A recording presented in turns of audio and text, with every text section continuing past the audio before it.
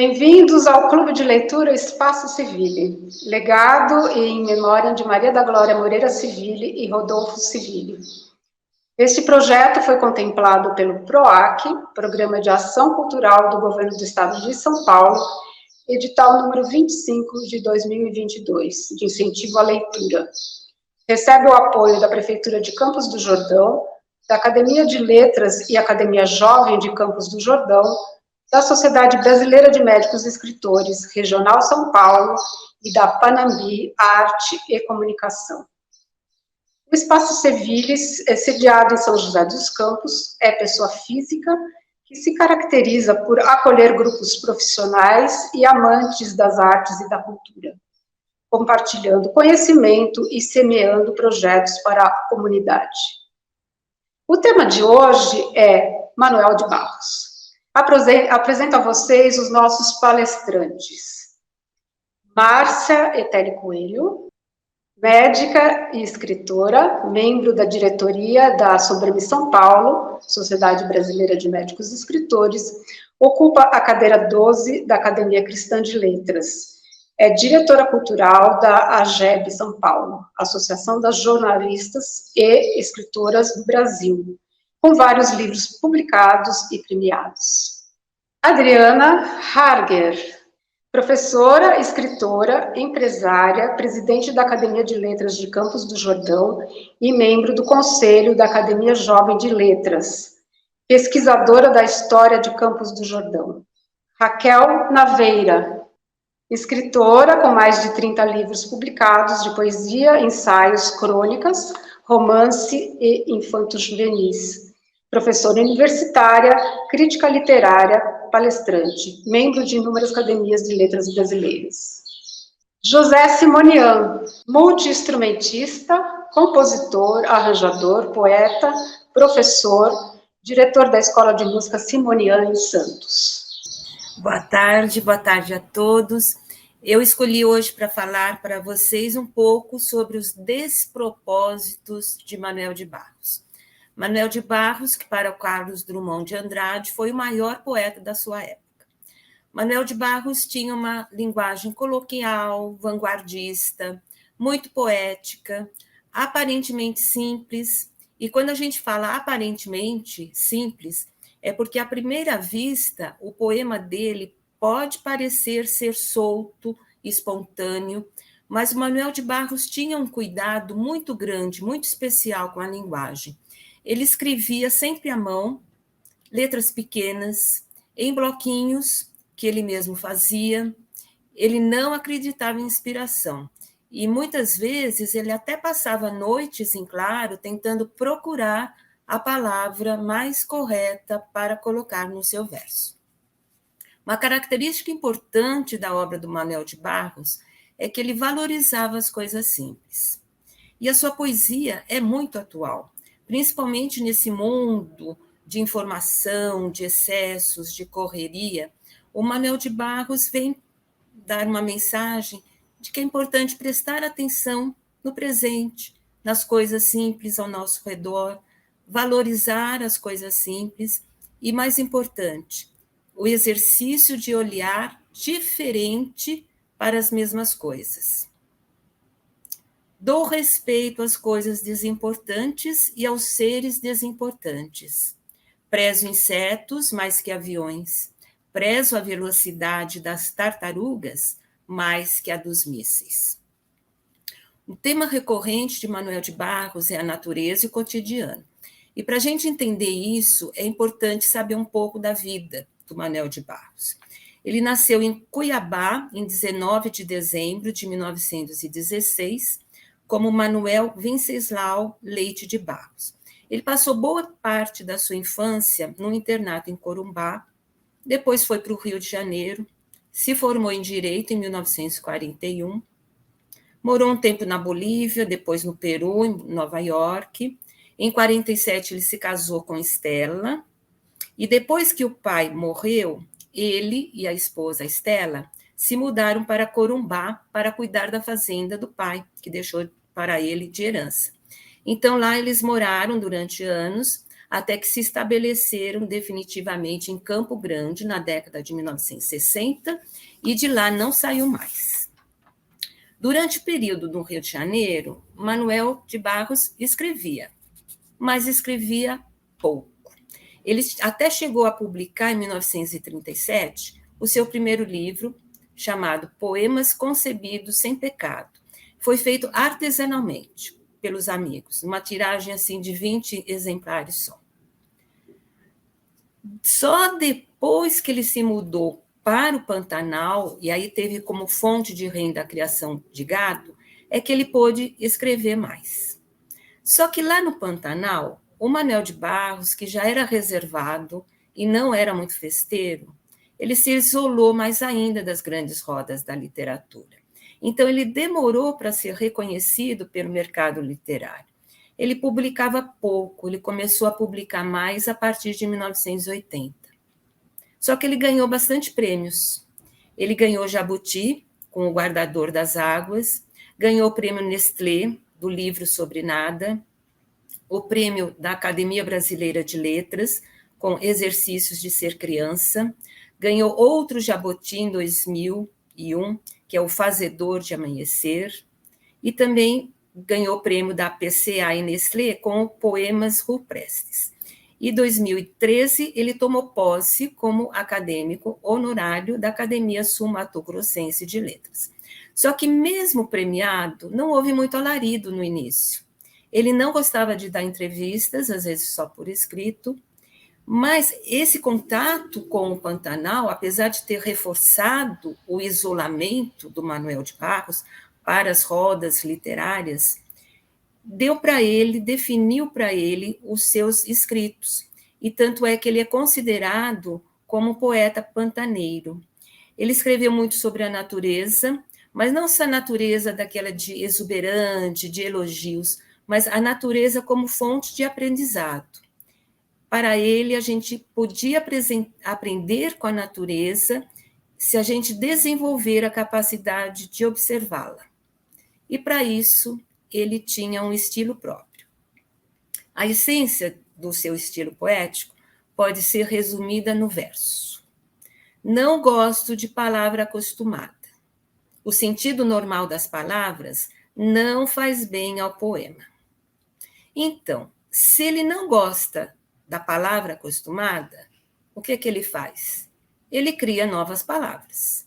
Então, isso se chama neologismo. Nós temos na prosa Guimarães Rosa, na poesia Manuel de Barros. Ambos são aclamados no Brasil, no exterior, pela originalidade dos textos, mas é muito difícil ser traduzido pelas palavras novas nessas outras línguas. Então, com certeza, os leitores estrangeiros não conseguem ter a dimensão exata do estilo poético do Manuel de Barros. Mesmo assim, para nós brasileiros, mesmo com o neologismo, a gente entende, ou pelo menos imagina o que possa ser as palavras. Por exemplo, ao poeta faz bem desexplicar. Tanto quanto escurecer, acende os vagalumes. Um novo estágio seria que os entes já transformados falassem um dialeto coisal, lavral, pedral. Nasceria uma linguagem magruquenta, adâmica, edênica, inaugural, que os poetas aprenderiam, desde que voltassem as crianças que foram, as rãs que foram, as pedras que foram. Se a gente procurar no dicionário, nós não vamos encontrar a palavra desexplicar, nem coisal, nem pedral, nem madruguenta, nem edênica, mas a gente entende, pelo contexto do poema. E outro recurso que o Manuel de Barros utiliza para facilitar esse entendimento é que ele usa as palavras numa ordem direta, como se estivesse conversando com a gente. Ele não utiliza rimas em seus versos, nem métrica, e muitas vezes ele faz narrativa em formato de versos. Nessa inovação da linguagem, o Manuel de Barros cria novas palavras, mas não só isso. Muitas vezes ele coloca um objeto como sujeito das ações. Então, ele dá voz às coisas, dá outras funções para as coisas. Ele humaniza a natureza e faz com que substantivos abstratos possam ser concretos. Como serão ardentes nos caracóis os desejos de voar. Se a gente jogar uma pedra no vento, ele nem olha para trás. O rio ficou de pé e me olha pelos vidros, alcança com as mãos o cheiro dos telhados. Caracóis têm desejo? A pedra olha. Então, além de criar essas palavras novas e dar voz e sentimentos às coisas, em muitos outros versos, o Manuel de Barros reúne sentidos aparentemente incompatíveis. Então, ações fora da lógica. De noite, o silêncio estica os lírios. Escutei um perfume de sol nas águas. Como é que o silêncio estica? Como é que a gente consegue escutar perfume? Então, o Manuel de Barros, ele manifesta nesses versos uma forma diferente de olhar, de viver o mundo. E como a gente reage a isso? Como o leitor reage a isso? A parte racional, com certeza, acha estranho. Entende que isso não tem lógica. Mas, se a gente soltar a imaginação, a gente consegue visualizar a cena. Então, Manuel de Barros escreve sobre isso em um poema lindíssimo. No descomeço era o verbo. Só depois é que veio o delírio do verbo. O delírio do verbo estava no começo, lá onde a criança diz: eu escuto a cor dos passarinhos. A criança não sabe que o verbo escutar não funciona para cor, mas para som. Então, se a criança muda a função de um verbo, ele delira. E assim, pois, em poesia, que é a voz de poeta, que é a voz de fazer renascimentos, o verbo tem que pegar delírio. Então, olha que maravilha. Para Manuel de Barros, a poesia é uma voz de fazer nascimentos. É enxergar as coisas simples da vida de uma maneira diferente. Ele defendia o criançamento das palavras, ou seja, brincar com as palavras. Quando o poema do Manuel de Barros contém uma palavra nova ou um sentido novo para um objeto, ele faz com que a gente enxergue as coisas como se fosse a primeira vez, como se fôssemos uma criança descobrindo o mundo. Descobrindo o mundo em um quintal. Então, o quintal é bem importante para o Manuel de Barros. Meu quintal é maior do que o mundo. Muitos de nós já brincamos em quintais. No quintal tudo é mágico, tudo é possível, a gente pode criar no mundo de imaginação, mas o quintal não é só físico, é aquele lugar interior que permite a gente ser criança, se soltar, brincar, imaginar, acreditar, se encantar. E um poema especial particularmente me encanta e deve encantar também quem se aventura a escrever. É o menino que carregava água na pereira, que descobriu que podia fazer peraltagens com as palavras. Olha o que Manuel de Barros fez. Foi capaz de interromper o voo de um pássaro, botando ponto final na frase. Foi capaz de modificar a tarde, botando uma chuva nela. O menino fazia prodígios, até fez uma pedra dar flor. Outra forma do Manuel de Barros brincar com as palavras é transformar substantivos em verbos. Quando o rio está começando um peixe, ele me coisa, ele me rã, ele me árvore. De tarde um velho tocará sua flauta para inverter os ocasos. Com toda essa imaginação e esse brincar com as palavras, o Manuel de Barros também era chamado do poeta das infâncias. Mas a imagem física que a gente tem do Manuel de Barros, que a gente encontra na internet, é ele já idoso. Então, nas fotos que nós encontramos na internet, ele está normalmente idoso e praticamente todas ele está sorrindo.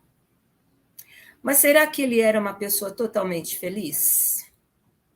Sem nenhum traço de tristeza? Evidente que não. Mesmo porque ele teve dois dramas muito fortes na sua vida pessoal. Ele teve 3 filhos, a Marta, Pedro, João. O filho João morreu num acidente de avião, de monomotor, em 2008. E depois, em 2013, o seu primogênito, Pedro, foi vítima de um AVC e também acabou falecendo. Além disso, Manuel de Barros tinha muita consciência sobre o Pantanal, muita preocupação com o futuro do Pantanal. Então, em alguns versos, ele fala sobre tristeza, sobre solidão, morte, finitude. Ando muito completo de vazios. Meu órgão de morrer me predomina. Estou sem eternidades. Não preciso do fim para chegar. Do lugar onde estou, já fui embora. Em outro poema, o Manuel de Barros revela: no meu morrer tem um dor de árvore. Este verso é bem interessante, dor de árvore, porque na obra do Manuel de Barros nós encontramos alguns temas recorrentes. A natureza é um deles, e dentre a natureza, a árvore. Mas não é a exaltação da árvore com a sua beleza que encontramos na natureza, mas sim a grandiosidade de ser árvore. E um personagem do Manuel de Barros que está muito relacionado com o ser árvore é o Bernardo da Mata. Ele é um andarilho que aparece pela primeira vez em 1985 no livro de Pré-Coisas. Esse Bernardo é com isso de léguas. Ele é o único ser humano que alcançou ser árvore. Mas quem foi Bernardo da Mata? Em muitos versos ele é visto como menino. Ele também aparece em outros livros, como O Guardador de Águas e O Menino do Mato. Mas os críticos consideram que o Bernardo seja o alter ego do Manuel de Barros. Mas, de fato, ele era um ancião, um andarilho, um funcionário da fazenda onde o Manuel de Barros morava. E esse Bernardo, ele tinha uma coisa interessante que levava consigo: os desobjetos. Então, são objetos que não têm função, são malucos, são fora da lógica, sem utilidade nenhuma, mas podem ser ativos pela imaginação. Por exemplo, um prego que farfalha, guindaste de levantar vento, o parafuso de veludo, alicate cremoso, o martelo de pregar água, o ferro de engomar gelo, alarme para incêndio, não, alarme para silêncio, peneira de carregar água, rolete para mover o sol. O Bernardo da Mata é um personagem tão importante na obra do Manuel de Barros, que olha que interessante, em 2017, quando o Império Serrano escolheu homenagear o Manuel de Barros no Carnaval do Rio de Janeiro, quem estava no carro, abre alas, um grande boneco do Bernardo da Mata. Então, o carnavalesco Marcos Ferreira deu ao enredo o título Meu Quintal é o Maior do Mundo, e o Império Serrano foi campeão do Carnaval do Rio de Janeiro de 2017. Nessa época, o Manuel de Barros já havia morrido.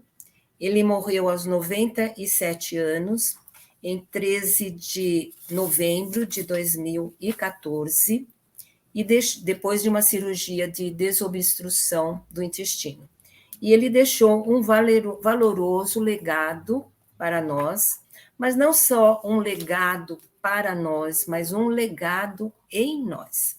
E aí eu vou terminar a minha apresentação com um poema que está no meu livro, No Instante em que Li Estrelas.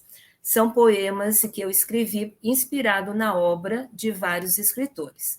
Então, esse poema que eu vou ler, logicamente, é inspirado na obra de Manuel de Barros.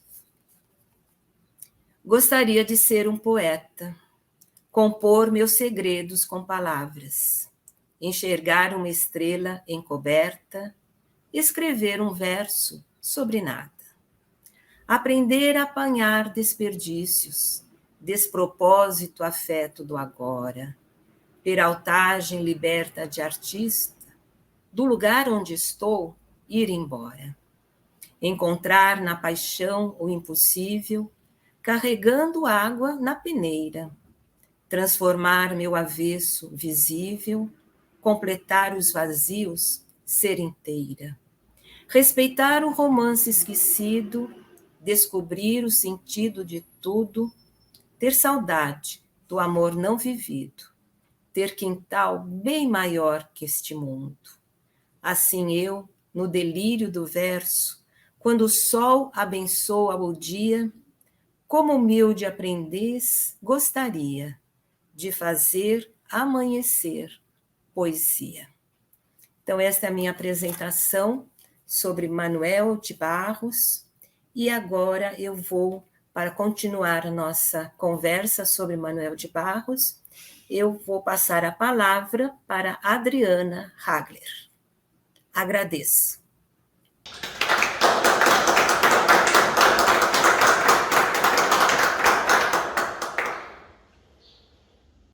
Boa tarde a todos, boa tarde, Márcia.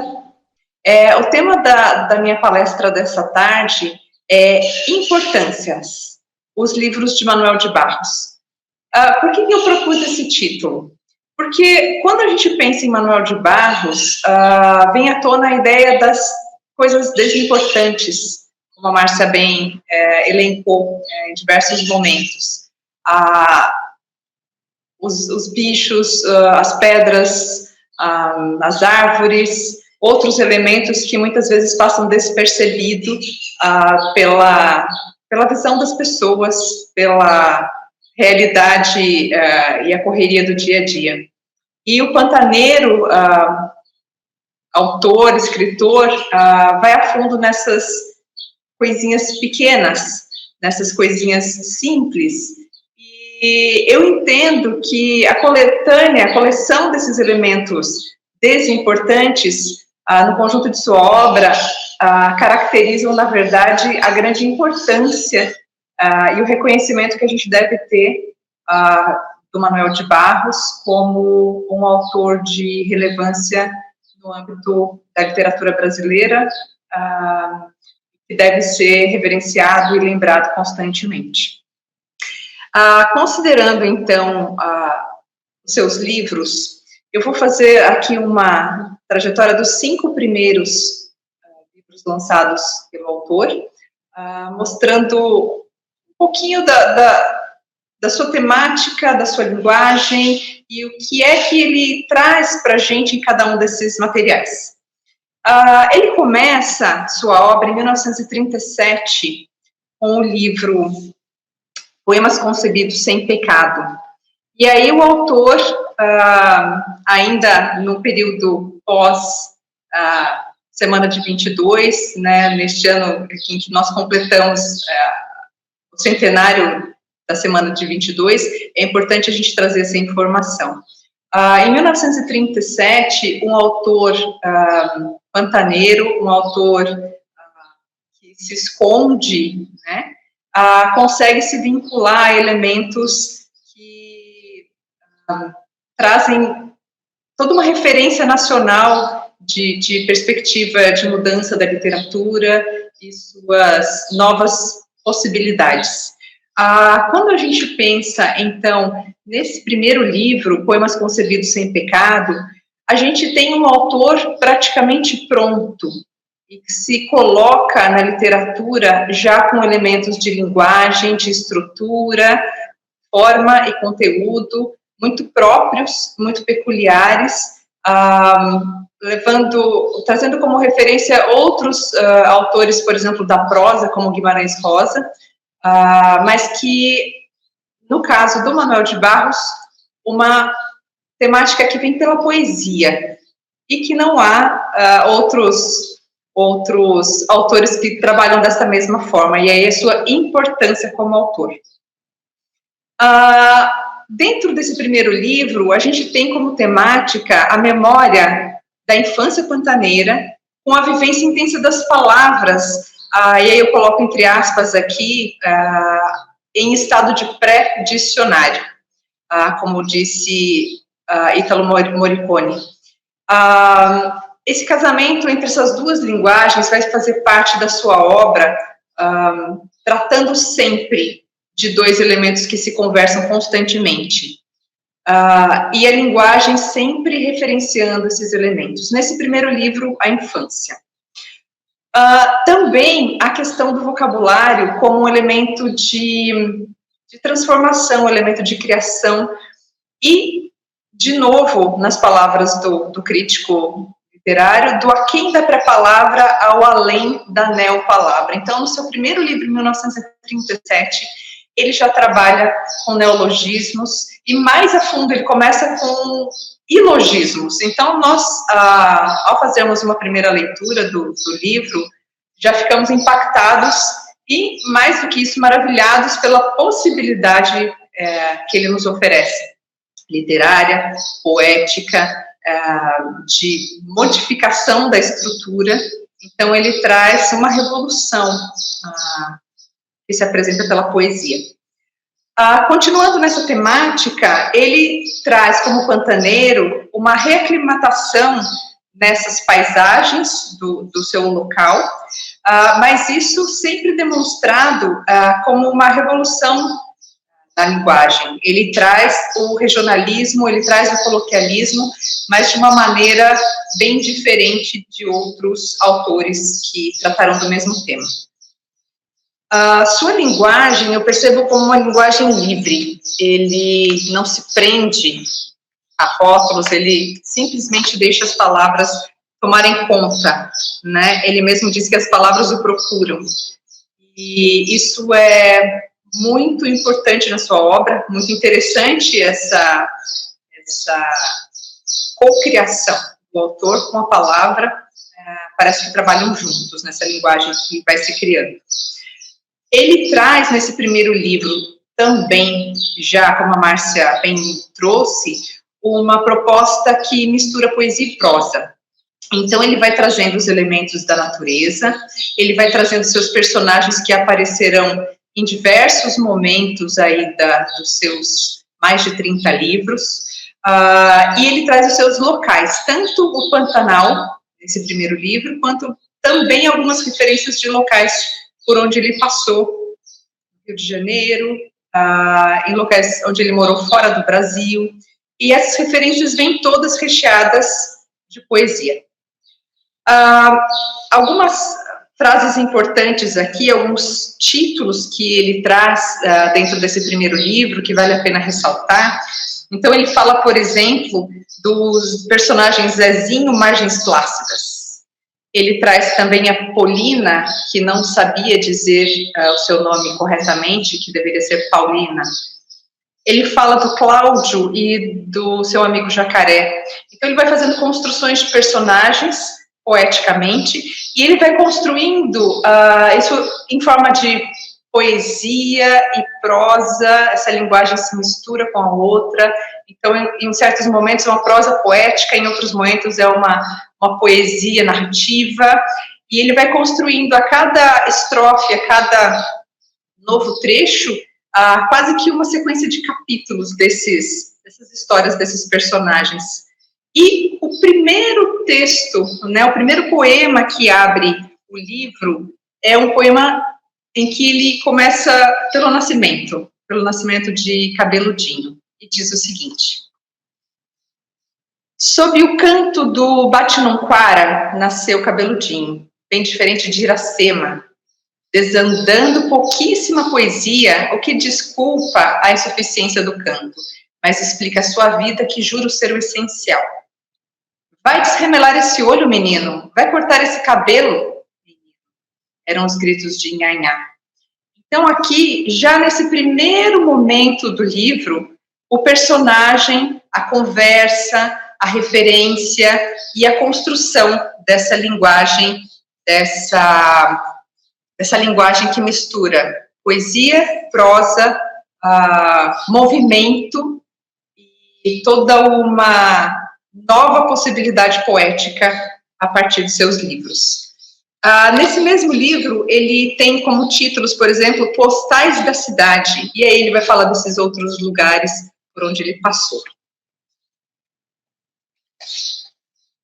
O seu segundo livro, de 1942, já traz uma proposta diferente. E aí é interessante observar que, pouco tempo depois, de 37 para 42, a gente enxerga um outro autor.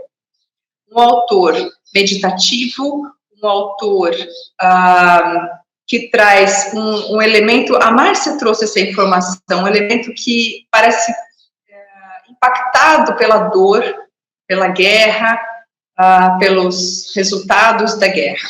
Esse segundo livro se chama Face Imóvel. Então, enquanto no primeiro livro a gente vê toda uma dinâmica de infância, de brincadeira com as palavras, aqui a gente tem uma falta de movimento, uma sensação de observar o que está acontecendo ao seu redor, com pesar, com respeito e com esse ar mais meditativo.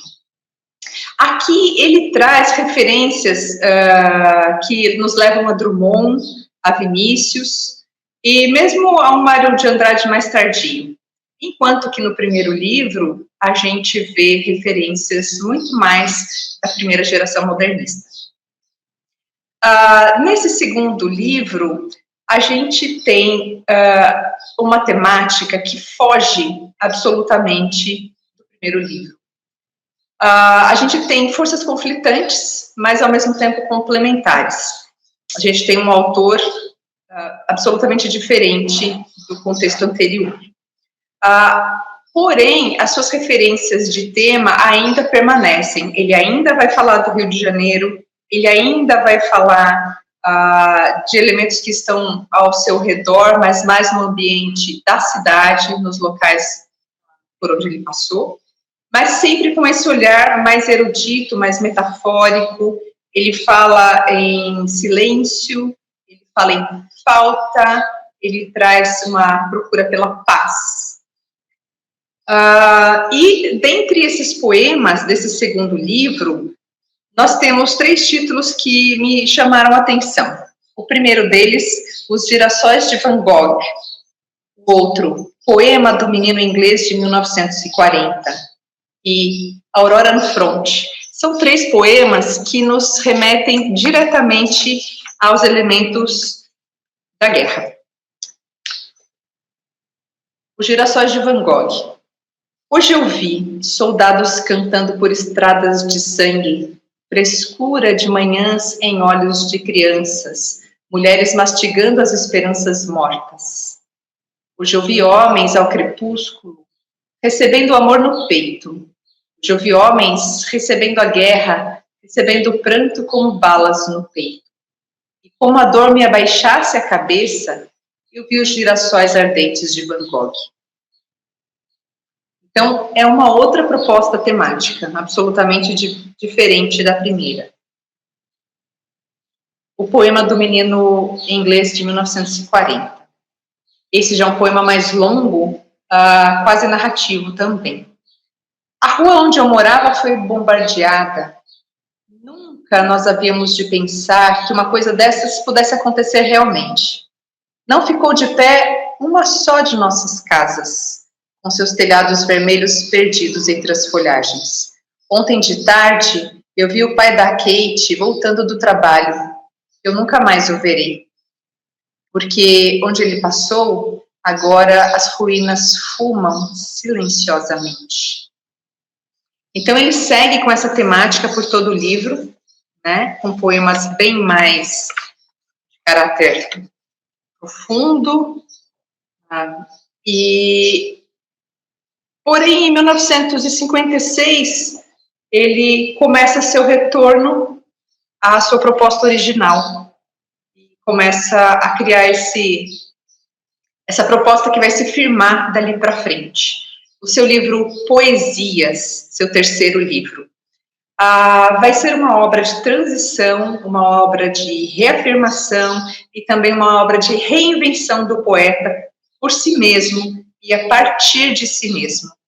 Isso é interessante notar no autor, porque ele busca não só os elementos externos, ele busca os elementos internos, e ele traz para si, como se fizessem todos parte desse mesmo mundo, a natureza, ele mesmo e o seu eu poético, e cria essa realidade imaginada, que foge aos padrões. E voltando aos poucos essa proposta do livro 1, né, ele traz de novo a memória do menino do mato, versus o poeta que sonda e explora a cidade. Então, ele de novo traz a referência do poemas do primeiro livro e do segundo. Mais profundamente, ele entra na ideia narrativa, na prosa poética. Então, nós temos nesse livro vários textos mais amplos, mais elaborados, mais frasais. E também muitas propostas eruditas. Então, ele tem odes, ele tem outros poemas mais elaborados em termos de forma, ainda que não trabalhando, como a Márcia nos falou na sua palestra, ainda que ele não traga as rimas, mas ele traz a estrutura de poemas mais clássicos. E ele traz também a voz do meu pai, ele traz a infância e junta com os temas já lá do primeiro livro, falando de Mário de Andrade, um dos seus poemas aqui, Na Rua de Mário de Andrade. Então, de alguma forma, ele vem amarrando nesse terceiro livro dois temas, o que aparece no primeiro livro e o que aparece no segundo. E ele vem com fragmentos de canções e poemas. Então, aqui ele abre uma possibilidade com a qual ele vai seguir, que é a de recolher pequenos elementos. E esses fragmentos, ainda que minúsculos, têm um valor fundamental para ele. Já no começo do livro, então, em fragmentos de canções e poemas, ele nos diz: são 1000 coisas impressentidas que me escutam. O movimento das folhas, o silêncio de onde acabas de voltar e a luz que divide o corpo do nascente. São 1000 coisas impressentidas que me escutam. São os pássaros assustados, tuas mãos que descobrem o convite da terra e os poemas como ilhas submersas. São 1000 coisas impressentidas que me escutam. Sou eu, apreensivamente solicitado pela inflorescência, redescoberto pelo bolir das folhas. Então, aqui, um poema mais denso e que traz uma série de elementos de natureza, de si mesmo e dessa construção desse eu lírico que vai seguir nos próximos livros. Ao mesmo tempo, de novo, a presença dos seus personagens. Aqui, a voz de meu pai. Sou um sujeito magro, nasci magro, estou nos acontecimentos como num vendaval, dobrado.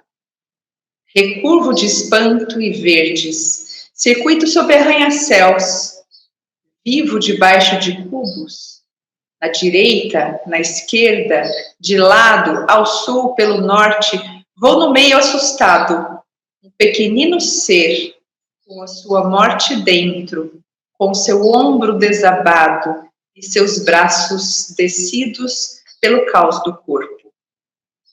Isso é um trecho de um poema bem longo, em que ele vai explicando sobre seu pai.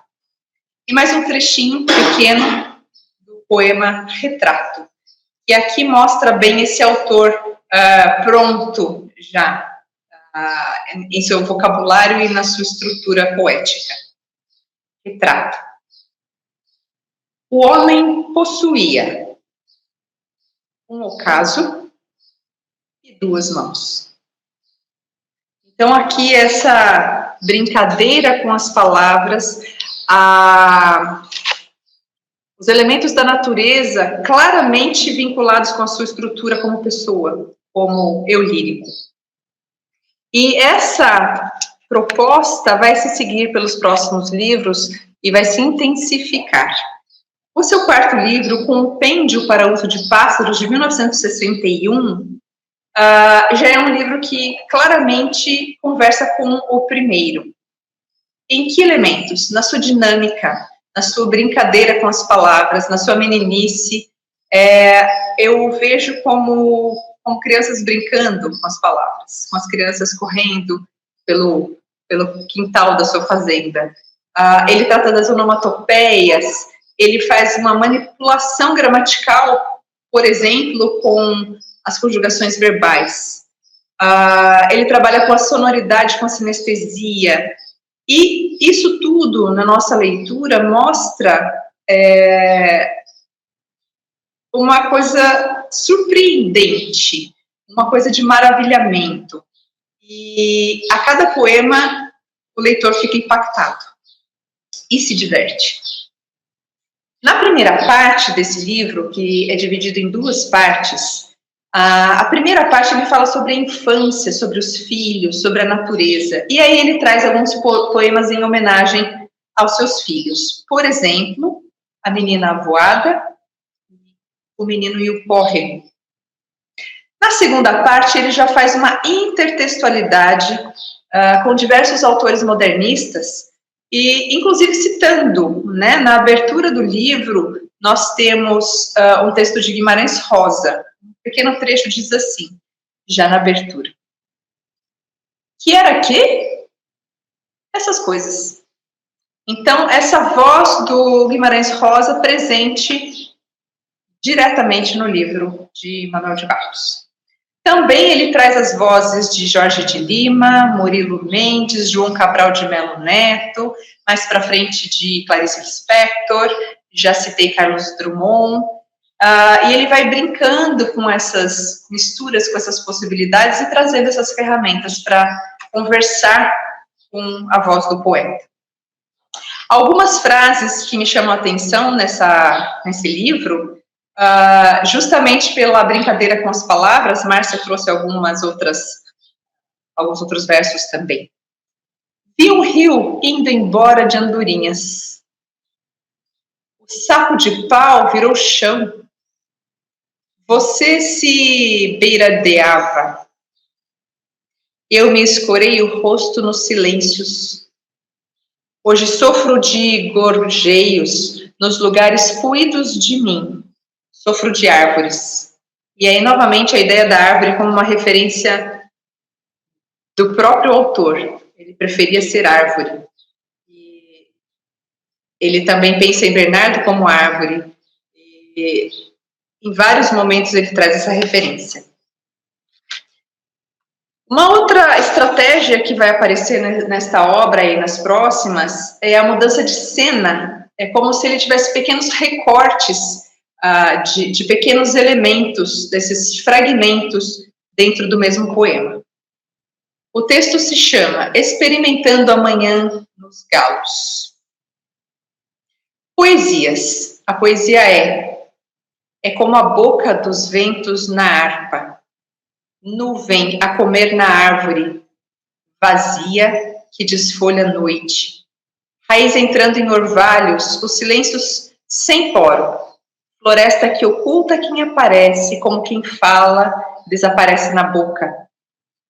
Cigarra que estoura o crepúsculo que a contém, o beijo dos rios aberto nos campos, espalmando em álacres os pássaros.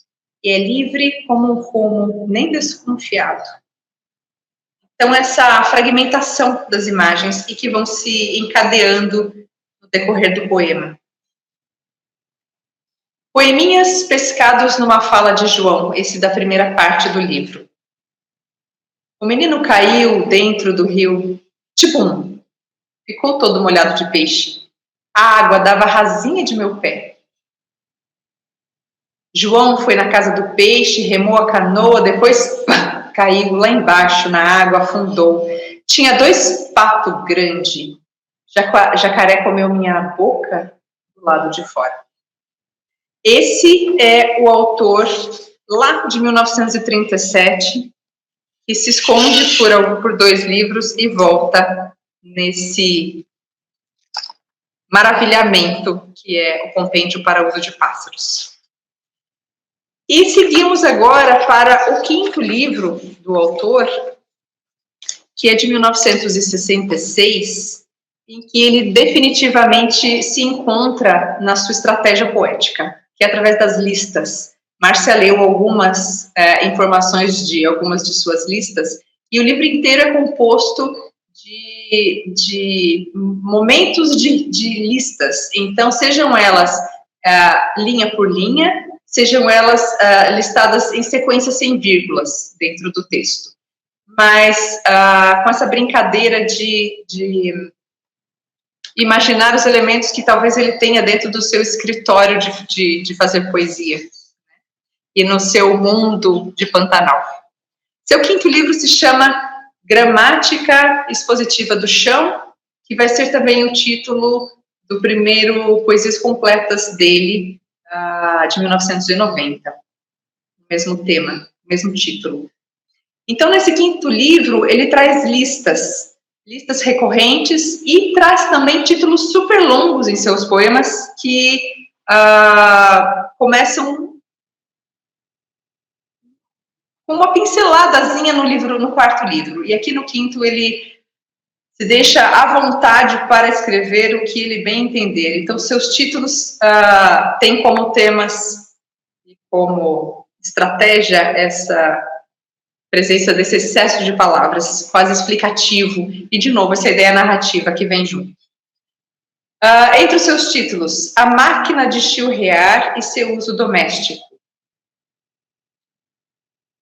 Páginas 13, 15 e 16 dos 29 escritos para conhecimento do chão através de São Francisco de Assis. Esse é um título do poema dele. Então, nós vemos nesse autor uma inovação a cada livro, uma busca pela reconstrução da palavra, e aí ele usa de uma fala, com frequência, que ele não gosta de palavras acostumadas. Então ele busca a cada poema, a cada capítulo, a cada livro, algo de novo, algo de mais poético, algo de mais elaborado ou de mais simples, que responda a essa vontade poética da novidade, de conseguir que o leitor entenda desse maravilhamento a cada leitura e encontre esse espanto a cada leitura. Ele também faz identificações do eu e das coisas novamente nesse livro, e trata também da construção, da desconstrução e da reconstrução da linguagem e dos temas. Isso nos leva às vanguardas europeias no final do século XIX e a presença do dadaísmo, do cubismo, do surrealismo, que vai permeando toda a sua obra. E neste 4º livro, e agora neste 5º livro, isso está muito evidente. Então, dentre esses poemas desse 5º livro, nós temos Protocolo Vegetal. Trata de episódio que veio a possibilitar a descoberta de um caderno de poemas. Prenderam na rua um homem que entrava na prática do limo. Lista dos objetos apreendidos no armário, gavetas, buracos de parede, pela ordem. E aí ele vem listando todos esses elementos, que a Márcia já nos trouxe alguns deles. E entre esses elementos, ele diz, item A, 29 escritos para conhecimento do chão, através de São Francisco de Assis. E aí essa informação ele traz lá no poema sobre o Francisco de Assis, São Francisco de Assis, que é um trecho desses 29 elementos. E ele diz: o chão reproduz do mar, o chão reproduz para o mar, o chão reproduz com o mar.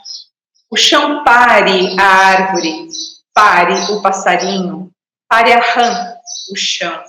Pare com a rã, o chão pare de rãs e de passarinhos. O chão pare do mar, o chão viça do homem no olho do pássaro, viça nas pernas do lagarto e na pedra.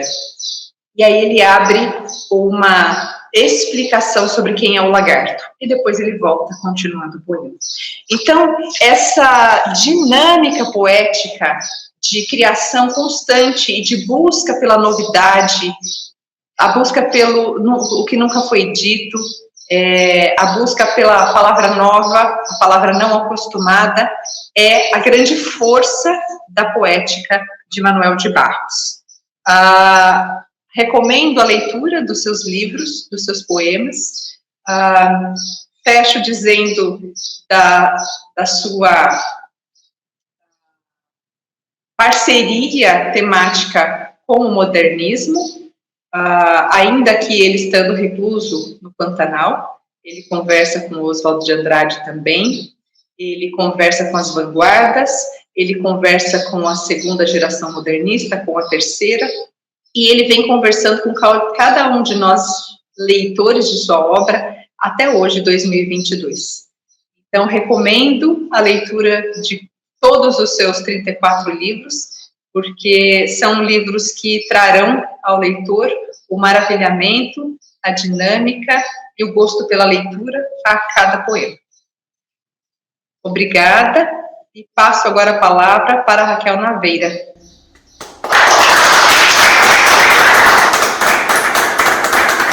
Obrigada. Intitulei a minha fala, e eu falo aqui de Campo Grande, Mato Grosso do Sul, terra do Pantanal, sobre o meu amigo querido particular, Manuel de Barros.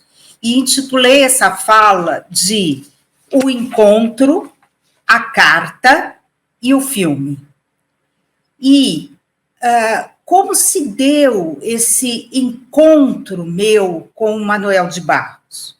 Eu tinha 20 anos na época e comecei a escrever os meus poemas num jornal de grande circulação aqui da minha cidade, que é o Correio do Estado.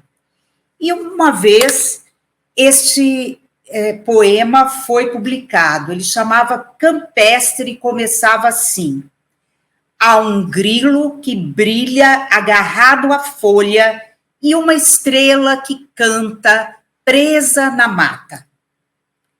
Esse poema foi lido pelo Manuel de Barros, ele ligou para a minha professora, querida, formadora de espíritos, a professora de letras de literatura brasileira, Maria da Glória Sarrosa, no Departamento de Letras da Universidade Católica Dom Bosco. E aí ele disse: Glorinha, há uma poeta na cidade, ela se chama Raquel Naveira, e eu gostaria de conhecê-la pessoalmente. Aí foi preparado o nosso encontro, na sua antiga casa, que ficava na rua Rui Barbosa, bem pertinho daqui onde eu moro até hoje. E aí entrei na sala com uma pasta com alguns poemas meus, meu esposo, ele estava com a sua esposa, Dona Estelinha, as cadeiras de palhinha, um ambiente muito simples, porém, em cima das cadeiras havia duas telas, duas gravuras de Picasso. Uma dessas gravuras, inclusive, ele escreveu depois um poema para essa gravura, chamada A um Pierrot de Picasso, que está aqui no Arranjos para Assobio. Diz assim: Pierrot é desfigura errante, andarejo de arrebol, vivendo do que desiste, se expressa melhor em inseto. Solidão tem um rosto de antro. E aí, naquele momento, eu passei para ele a pasta com os meus poemas, ele disse que havia gostado daquele poema, e eu comecei a chorar. Eu fiquei muito, muito emocionada, e aí ele disse assim que era normal se emocionar diante de um poeta, e que ele leria os poemas, e que depois ele me diria com muita sinceridade, porque poeta precisa limar as palavras, precisa chegar à medula das palavras, e ele seria carrasco, mas iria fazer um comentário sobre os meus poemas com toda a sua sinceridade. E aí, passado algum tempo, ele me enviou uma carta. Esta carta que aqui está. E a sua letrinha era muito miúda, ele gostava de escrever a lápis nas suas cadernetas, nos seus apontamentos. É uma carta bem longa, cheia de, digamos, conselhos, embora a um poeta, ele diz, não se possa dar conselhos, mas é muito bom falar sobre poesia, sobre o fazer poético. A carta é longa, então eu vou ler apenas um trecho do começo e do final dessa carta. Diz assim: conselhos não vou dar, nem a poetas se dá isso. Poeta é sempre nuvem. Em você subjaz a sensibilidade. O resto você desbrava. Ou então ela, a poesia, é que a vai desbravar. Gostei de alguns poemas do livro que achei à altura daquele que me chamou a atenção. O seu mundo interior é fascinante, mas não se empolgue tanto em contá-lo. O fazer poético é que torna o poema durável. Não é seu assunto. Todos os assuntos já foram ditos, mas eles só ficam na terra se fundados, inventados de novo pela viagem, pela linguagem, transfigurados. Raquel, na verdade, eu não gosto da realidade. E quando alguma coisa me fisga fora dela, eu gosto. O Cão Sem Plumas é nome de um livro de João Cabral, como você sabe. Se o título já nos põe fora da realidade, entende-se que no mundo do poeta, os cães têm plumas, mas ele vai falar de um cão sem plumas, que é a sua poesia pelada, rigorosa, sem plumagens de adjetivos. Mayakovsky tem um livro chamado A Nuvem de Calças. Logo o título bota a gente fora da realidade. A nuvem dele é um ente de calças com a cabeça nas nuvens. Acho importante a transfiguração da realidade. Um dia, inventei um alicate cremoso. Coisa absurda, irreal, mas trouxe-me uma sensação boa de reconciliação dos meus contrários, de nossas contradições profundas, que às vezes se reconciliam através de um casamento animado entre palavras. Depois, enfim, ninguém sabe nada sobre poesia. mas é bom conversar sobre ela. Gosto mais das coisas que eu não entendo. Principalmente gosto daquelas que eu entendo de diversas maneiras. A ambiguidade é que abre o poema para todos os desentendimentos. Abraço para você e Ademar, Manuel. Vocês podem imaginar a emoção de uma moça de 20 anos que sempre, desde criança, amei a poesia, me senti poeta, me senti predestinada para a poesia, receber esta carta do Manuel de Barros. Foi, assim, algo que abriu a minha mente, e eu estava numa fase, assim, de formação. Fui ler mais João Cabral de Melo Neto, fui ler mais os modernistas, enfim, foi o começo de uma caminhada. E todo o tempo, Manuel de Barros e Dona Estelinha sempre foram aquelas pessoas que me acolheram em sua casa, que me incentivaram, que me apoiaram.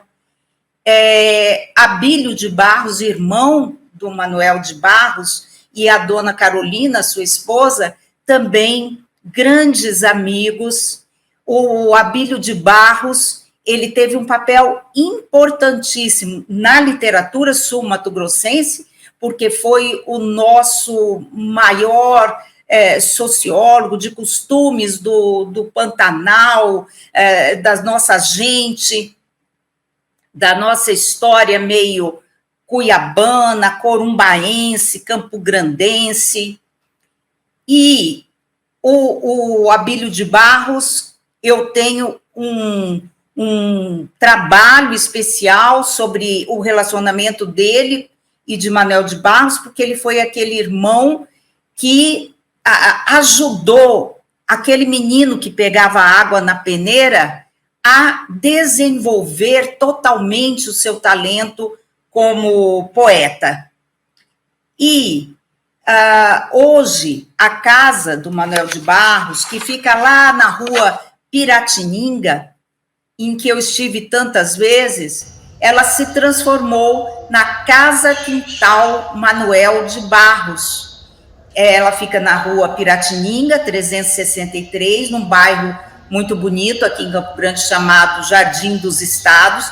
Abriu as portas agora, em outubro, um centro cultural com atrações musicais. Recentemente veio TT Espíndola, com exposição dos objetos pessoais do Manuel, com registros visuais do Ricardo Câmara, com imagens de um filme chamado Caramujo Flor, do nosso cineasta Joel Pizzini. E é, assim, uma ideia do seu neto, o Silvestre, que é filho do Pedro, e do amigo jornalista Pedro Espíndola, que faleceu recentemente. Um pool de empresas que estão mantendo esse sonho, a Fundação Delito Câmara, Polo Filmes, Sesc, Energisa, Polka, Cine Café e Essência do Mato. E o sucesso está muito grande, com muitas visitações na casa e com a presença de Manuel de Barros ali, muito, muito forte, da sua convivência com a companheira de toda uma vida, que Dona Estelinha sempre foi também uma espécie de secretária, de pessoa que era a primeira a ler e rever os seus textos. Algo muito bonito e que está marcando a nossa cidade. Além de uma estátua do Manuel de Barros, que fica na Avenida Afonso Pena. E as estátuas dos poetas, elas são muito interessantes. As pessoas interagem com as estátuas. E lá está o Manuel de Barros sorridente, franzino, magrinho. Ao seu lado há um caramujo, que é o seu símbolo, o seu totem. Ele está num banco onde as pessoas sentam e conversam com ele, conversam com a sua poesia, com o seu legado. É um marco também da nossa cidade. E quanto ao filme, eu gostaria de falar sobre este filme em especial, Só 10% é Mentira, do cineasta carioca Pedro César. Esse filme foi lançado em 2008 e é uma verdadeira obra de arte, facilmente encontrado na internet. Vale muito a pena assistir a essa 1h20 desse documentário, dessa obra realmente incomum. Nós vemos nesse documentário, que é um documentário poético, ficcional também, nós vemos primeiro a nossa cidade, Campo Grande, o Parque dos Poderes, muita vegetação, a Avenida do Poeta, porque na época, como Manuel de Barros era vivo, não poderia dar ao nome da avenida o nome de pessoa, então ficou Avenida do Poeta. Um pôr do sol lindo, porque o pôr do sol em Campo Grande é algo encantador, não existe em lugar nenhum um céu como o de Mato Grosso do Sul, e é um documentário em que houve, assim, uma entrega muito grande do cineasta para o poeta e do poeta para o cineasta, porque nós sabemos que Manuel de Barros, como todo pantaneiro, era uma pessoa tímida, ensimesmada, voltada para dentro, mas extremamente inteligente, sensível e bem-humorado, como são os pantaneiros. E muitas vezes ele disse para o cineasta que ele não iria filmar, mas quando o cineasta falou, era apenas um sonho, ele disse, a palavra sonho é a senha, você pode vir filmar. E aí foi uma entrega muito grande. Temos nesse documentário esse título incrível, Só 10% é Mentira, porque o Manuel de Barros dizia o seguinte, que mentira, por exemplo, seria dizer que ele de noite estava na esquina. Isso seria uma mentira. Mas dizer, choveu de noite até encostar em mim, é uma invenção. Então, na obra dele, só 10% é mentira, o resto é invenção. E o Pedro César coloca vários personagens, dando seus depoimentos reais e fictícios. Então, nós temos lá, por exemplo, depoimentos da jornalista Bianca Ramonet, da Viviane Mosé, do Abílio de Barros, do seu filho, João de Barros, que foi meu colega de classe na turma de Direito, e personagens fictícios. Por exemplo, o Paulo, que é um fazedor de objetos absurdos, como o alicate cremoso. Temos o Salim, que é um filólogo, que é um linguista, e ele vai explicar como é o idioleto manuelês. Ele inventa um biógrafo, que é o Jaime, que também é um personagem ficcional, e nesses personagens ficcionais ele vai colocando jogos poéticos, e você quase que não acredita que aquele personagem é fictício, tal a verdade que ele coloca nas falas. São assim duplos, são máscaras, são alter egos, como o próprio Bernardo da Mata é um alter ego. O filme termina com uma homenagem ao João de Barros, porque o João de Barros chegou a fazer um depoimento para esse filme e logo em seguida ao acidente de carro em que ele falece. Em 2007, na Fazenda Santa Cruz, ele o avião bateu numa vaca na hora do pouso, e ele faleceu com o empresário e dono da fazenda, que era o Simão Emílio Farias. Depois, como foi falado, também Pedro morreu num AVC em 2013. E a alma do poeta ficou, assim, muito desbotada, muito dolorida pela perda desses 2 filhos homens, e foram momentos de muita dor para ele e Dona Estelinha, quase como uma vontade, assim, de não viver mais depois dessas tragédias que assolaram a vida de Manuel de Barros. Voltando ao filme, ao documentário, nós temos 2 vertentes importantes. Primeiro, a infância de Manuel de Barros, a infância assim como o êxtase de vida, como a própria poesia revivida, como diria o Baudelaire, aquela inocência, aquela saudade, aquela perplexidade primordial de primeira vez que se vê algo inaugural na vida, pleno, potente, cheio de invenção.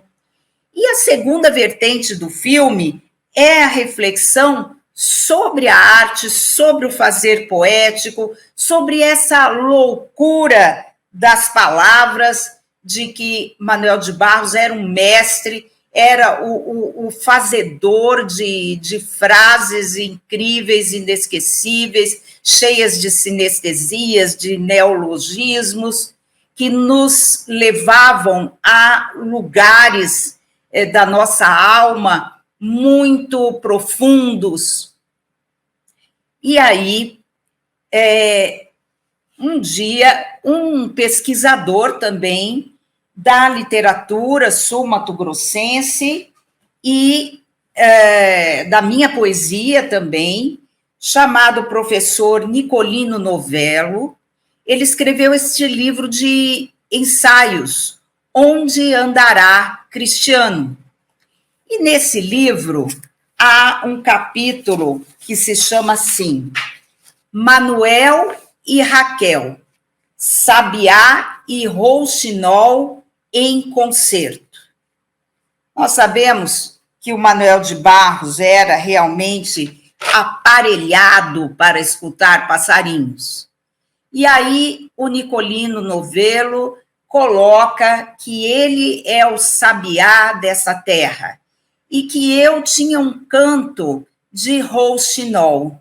E aí ele escreveu assim, se o sabiá, um pássaro abundante em terras pantaneiras e de canto característico, parecendo repetitivo, como se maturasse seu gorjeio em busca do mais original e poético, cujas várias nuances conseguem ultrapassar a identificação e a beleza com o seu ambiente, os diferentes cantos de Manuel de Barros também se nutrem numa demorada troca de substâncias para que a poesia rompa os limites do humano e do verossímil.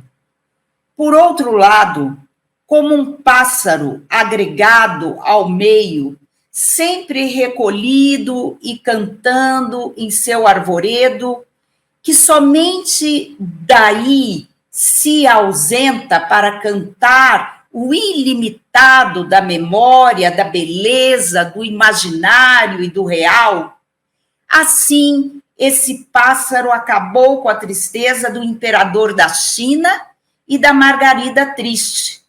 O rouxinol de Raquel Naveira vem completar, ao lado de Manuel de Barros, outras vertentes da riqueza poética em Mato Grosso do Sul. É preciso ler esses 2 poetas, um concerto de poesia que vale a pena. Manuel de Barros, nosso menino antigo, como diria Drummond, nosso eterno infante das palavras. E fica aqui o meu testemunho de uma amizade, de uma caminhada, de uma admiração por seu brilho, por seu firmamento, pelo horizonte da nossa terra e das nossas almas. Muito obrigada.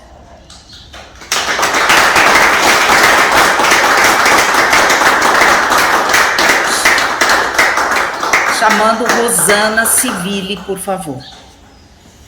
Raquel falou de tantas coisas sonoras, então, em relação à conexão, né, literatura e música, ela citou a TT Espíndola, então eu gostaria de recomendar, de sugerir a escuta de duas canções da TT Espíndola, Boca e Lesma, textos de Manuel de Barros.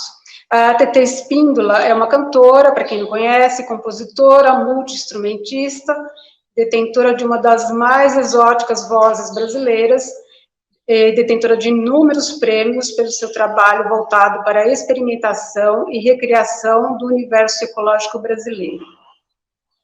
Boca.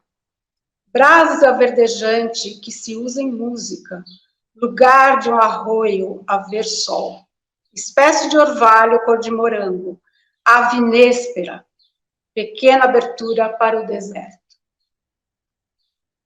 Lesma. Se no tranco do vento a lesma treme, o que sou de parede a mesma prega. Se no fundo da concha a lesma freme, aos refolhos da carne ela se agrega. Se nas abas da noite a lesma treva, no que em mim jaz de escuro ela se trava. Se no meio da náusea a lesma gosma, no que sofro de musgo a cuja lasma, se no vinco da folha a lesma escuma, nas calçadas do poema a vaca empluma.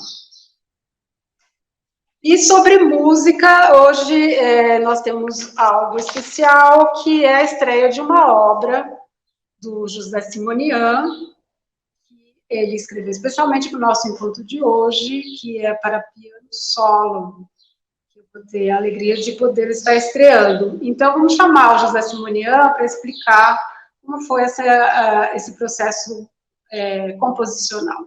A minha incumbência nessa parada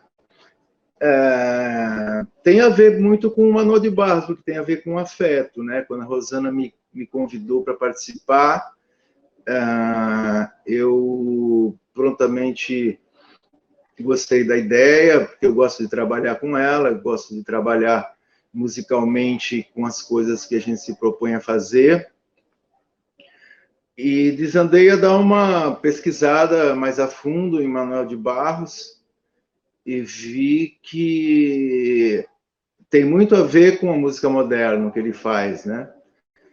Como tudo foi falado, basicamente ele muda as palavras de função, né? E a música também tem essa vertente. Às vezes você diz uma coisa com outra nota, que essa nota poderia dizer alguma outra coisa, né? Como o Manuel de Barros faz com a poesia. E eu tentei fazer isso. Mas como eu tive um período curto, um tempo curto, né, para a gente expor a composição, eu resolvi fazer uma espécie de suíte, e cada pedacinho da música com um pensamento dele. Eu vou colocar para vocês aqui, para quando vocês estiverem ouvindo a música, vocês sentirem algum clima em relação a esses pensamentos. A música começa com um clima meio sombrio, e eu escolhi a frase sobre o nada eu tenho profundidades, né? Logo no comecinho. Depois de um tempinho, vai mudar o clima da música, e eu escolhi as folhas das árvores servem para nos ensinar a cair. É uma coisa que está na natureza, né? Eu acho que ele explicita a naturalidade que você tem que ter ao cair e depois, obviamente, descobrir a forma de levantar, né? E aí já são os motivos mais seguidos, vocês vão ver que muda logo o clima. Para depois, ainda na primeira página, mudar o clima de novo. O andamento fica um pouquinho mais rápido, fica até uma espécie de gorjeio propriamente, como a frase diz. No gorjeio dos pássaros tem um perfume de sol? Ele pergunta. Aí ele confunde, né? Como já foi muito bem falado pelas palestrantes, ele confunde as intenções das palavras. E aqui a gente também tentou confundir dissonâncias com resoluções. Aí seguiu com uma brincadeira de duas vozes, das duas mãos do piano. Vocês vão poder ouvir: paredes e caramujos se entendem por devaneios. Então, a parede e o caramujo eu tentei colocar nas duas mãos do piano. Entendeu? O clave de sol e a clave de fá. A clave de sol com sons mais agudos e a clave de fá com os instrumentos mais... com sons mais graves, né? A gente está na segunda página. E aí tem umas paradas, né, para mudar de assunto, e a frase seguinte é: o idioma que as rãs falam com as águas. Uma parada que dá uma sequência e tem essa frase como mote. E em seguida, eu vivia embaraçado nos meus escombros verbais. Eu tentei fazer uma coisa assim, meio invencional, de uma mão com a outra, mas sem muita regra, assim, porque a música, como a literatura e qualquer linguagem, tem uma regra de você compor, né? Aqui não tem muito tonal, aqui é uma coisa meio fora de tom. Eu tive muita influência de compositores modernos e compositores não tanto quanto modernos, e vira e mexe eu misturo essas coisas, assim, e acontece o que aconteceu nesse pedaço aí. Aí, seguindo, vem umas coisas mais nostálgicas, né? O fazedor de amanhecer, né? Para os lírios dormirem, um tempo mais lento, e vocês, quando ouvirem, podem contemplar essas frases dentro do que está acontecendo. E ele vai desembocar é um clicar praticamente aqui, né? Um elemento rítmico que propicia vocês pensarem num clicar, né? E eu gostei dessa frase dele: difícil fotografar o silêncio, né? E esse ataque do acorde é um clicar da tentativa de fotografar esse silêncio, né? Vocês vão ver que são 3 tentativas de tentar clicar o silêncio, para depois desabrochar no momento mais lírico da suíte, que é uma frase muito bonita dele: ele queria ser sonhado pelas garças. E é um momento bem lírico. Aí, uma outra melodia que ela vai acelerando, tá?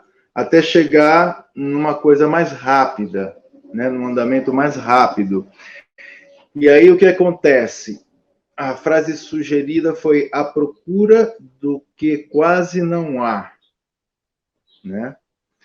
Essa procura do que quase não há é uma coisa, dentre a característica do Manuel de Barros, né, bem vaga, e a procura do que quase não há, mas há, né?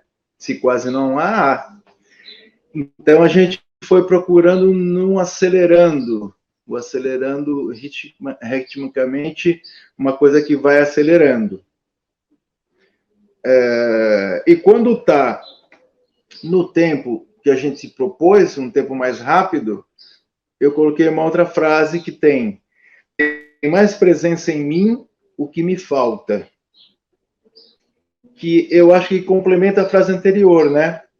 A procura do que quase não há, eu acho que é propriamente a presença em mim, a presença do que falta em mim, né? Que ele fala na próxima. Ele está procurando essa presença no que quase não há. Propriamente, eu acho que essa ligação eu fiz nas frases e eu fiz na melodia que cercaneia, né? Essa estrutura linguística toda. E eu termino com ele me coisa, que é uma frase genial dele, né? Ele me coisa, e é meio dito popular, né? Não vem com coisa, olha, ele está coisando, aí é uma coisa bem popular, eu acredito, né? E o principal disso tudo é o afeto que liga essa história toda, como eu falei. Prazer de trabalhar com a Rosana, inclusive o título do tema é Osana nos Campos de Barros. E acho que é isso.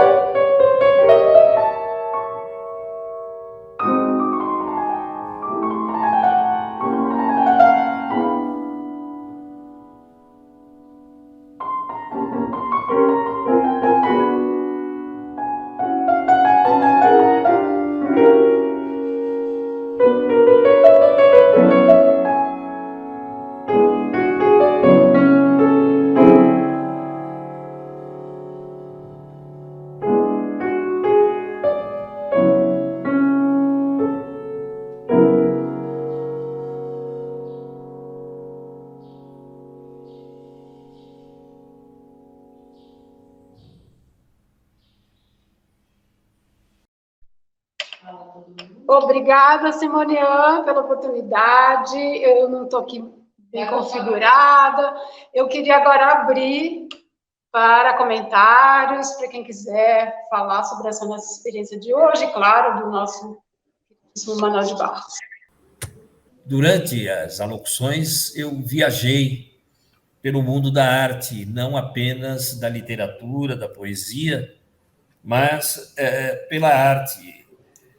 Quando a Márcia Ettely disse que é dever dos poetas desexplicar, eu logo lembrei do Salvador Dalí, o artista plástico catalão, que sempre viajou nessas questões de desexplicar as coisas, como, por exemplo, aquele quadro A Persistência da Memória, dos relógios moles, todos já devem terem visto, também a Metamorfose de Narciso, que é outro modelo desconcertante, aquela pintura também do telefone de Lagosta, enfim.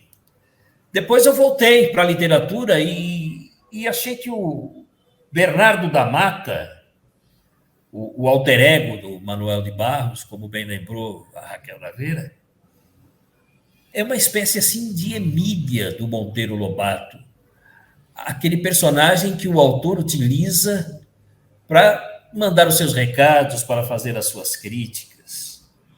E depois da Márcia veio a Adriana, falando também do Zezinho, Margens Plácidas, um outro dos alter egos, e ela foi viajando pela literatura e lembrando as obras do Manuel de Barros, a maturidade que começou a surgir no poeta a partir do livro de poesias de 1956, um compêndio para o uso de pássaros, de 1961, uma das poesias, um parceiro nato do modernismo, mas um modernismo assim também mais avançado, até um neomodernista. E eu fiquei surpreso quando a Raquel Naveira, falando da conversa que ela teve com o Manuel de Barros, e que ela encontrou na sala gravuras de Picasso. Vejam só, eu pensei no Salvador Dalí, e o Manuel de Barros gostava das gravuras de Picasso, e eu fiquei assim até emocionado, porque eu lembrei até de Raul Seixas. Eu vi alguma coisa do Raul Seixas, o Raul deve ter pego muito do Manuel de Barros, do trabalho dele. Uma das frases do Manuel de Barros: eu não gosto da realidade, gosto quando algo me fisga para fora dela. E de tudo isso, só 10% é mentira, tudo é sonho. Olha só, é uma poesia pura. Eu gostaria de perguntar para vocês, as palestrantes, a razão dessa viagem pelos sonhos do Manuel de Barros. O que teria levado o Manuel de Barros a se tornar esse poeta dos sonhos? Claro que há influência do modernismo nisso tudo, mas eu acho que existe ainda algo mais que não foi desvendado nesse encontro sobre o Manuel de Barros e que vocês poderiam colocar para nós. Eu não gostaria de escolher quem fosse responder essa minha pergunta, fica a critério de vocês, mas o que mais desvendar sobre os sonhos que levaram Manuel de Barros a escrever tão belas poesias? Obrigado. Queridos, eu gostaria de fazer aqui um parênteses, falar sobre a morte, agora à tarde, da grande escritora Nélida Pinhon, em Lisboa. Que perda! Uma pessoa tão gentil, dedicada à literatura, como se a literatura fosse a sua energia, a sua fonte de vida, deixa um legado extraordinário. E uma vez, eu conversando com Nélida, contei aquele caso de que eu procurara o Manuel de Barros com a minha pastinha de poemas e que eu havia chorado muito. E aí ela contou o seguinte, que ela pegou os seus contos, entrou no elevador e foi visitar a Raquel de Queiroz. E que ela também chorou muito hora que ela viu a Raquel de Queiroz. Então, eu creio que essa emoção que toma a alma daqueles que têm paixão pela literatura. E há também um encontro, quase encontro, do Manuel de Barros com o Manuel Bandeira. O Manuel Bandeira consentiu de ter um encontro com o Manuel de Barros. O Manuel de Barros também entrou no elevador, tocou a campainha. Quando ele ouviu os passos do Manuel Bandeira, ele saiu correndo. Nunca houve esse encontro. Ele, desabalada, corrida pelas escadas, fugiu daquele encontro com o Manuel Bandeira, porque ele era realmente muito tímido, então esse encontro nunca existiu. E aí fica assim, nesta tarde, que o nosso encontro, porque o tema da nossa palestra foi o encontro, a carta e o filme, o encontro. Ele se dá, claro, pessoalmente, quando a gente tem a oportunidade de ter a pessoa como amiga, como mentora, na nossa casa, no nosso sofá, e também se dá eternamente através do legado extraordinário que esses escritores nos deixam através dos seus livros e da sua palavra. Então, fica aqui a minha consternação neste momento, que eu soube do falecimento da Nélida Pinhon, e dizer, Geraldo, que é realmente muito pertinaz essa analogia que você fez com o surrealismo, com o sonho, com o onírico.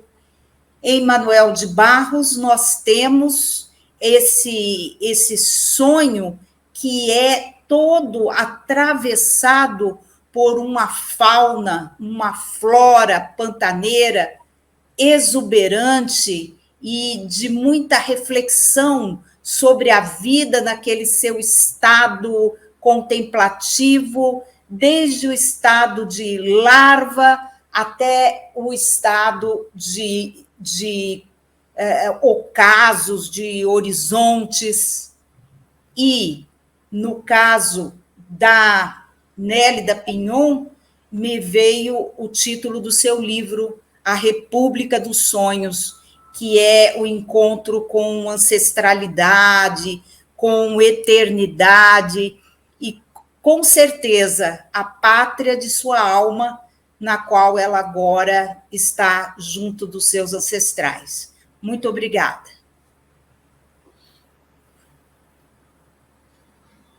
Obrigado, Raquel. Respondendo aqui a pergunta do nosso amigo Geraldo, gostaria de colocar duas ideias aqui para a gente pensar junto. A primeira, que vem no documentário Só 10% é Mentira, uma fala do próprio Manuel de Barros, em que ele diz que, por estar isolado no Pantanal, ele precisava buscar recursos outros para não ficar sozinho. E ele foi buscar isso na linguagem, nos elementos da natureza, e foi criar esse universo novo, uma criação para que ele se completasse.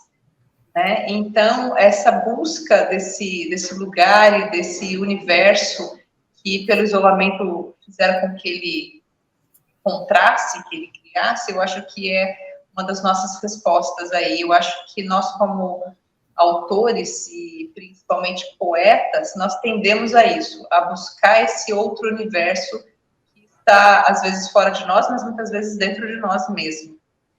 E, para isso, nós precisamos sonhar, buscar e chegar ao momento da criação, né? O autor Manuel de Barros nos diz o seguinte, que no caso dele, a palavra o procurava. Ele não precisava ir atrás da palavra. A palavra chegava até ele e eles criavam juntos. Era uma criação.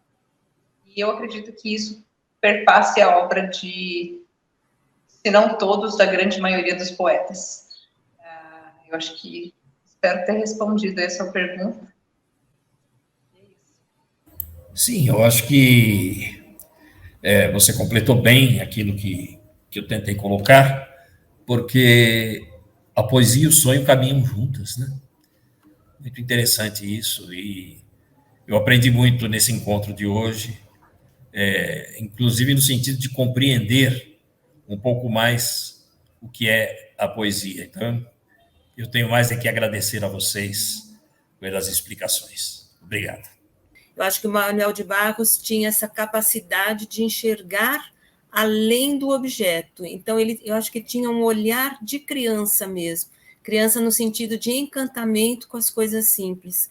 Então, para mim, quando eu leio o Manuel de Barros, eu realmente me sinto criança descobrindo novas palavras, novo sentido para as coisas. E eu acho que o Manuel de Barros conseguia ver isso na sua natureza, e transportava, então, para os seus poemas. Parabéns, Espaço Civile, por essa apresentação, esse início de trabalho, nesse novo projeto, foi excelente. Cabe a mim, então, os agradecimentos, né? É a primeira vez que estamos fazendo desse formato, é uma novidade para nós fazer algo que é chamado de híbrido, né? Presencial e online. Estamos aprendendo, mas o conteúdo foi incrível. Eu quero agradecer muito aos palestrantes, então, as palestrantes, Márcia, a Adriana, na ordem, né? A Márcia, a Adriana, a Raquel. E agradecer, então, ao Simonian essa oportunidade, né, de tocar a obra dele, ele ter aceitado, né, esse desafio.